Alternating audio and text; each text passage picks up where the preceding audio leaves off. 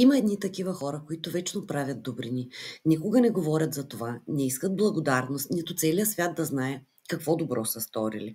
Има едни такива хора, които винаги ще сложат нуждите на другия пред собствения си комфорт.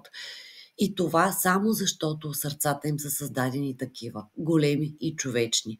И никога няма да ги видиш намръщени. Най-трудната работа ще свършат усмивка на лице, а когато им стане криво, ще си поплачат.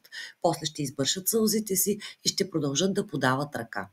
За тези хора знам само едно, макар и другите да не виждат винаги за кого какво са сторили и да не ги оценяват понякога, някой отгоре им дава здраве, обич и късмет, които малцина имат.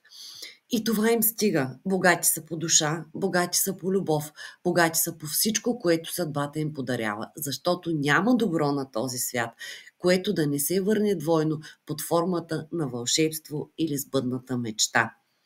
Запомнете го.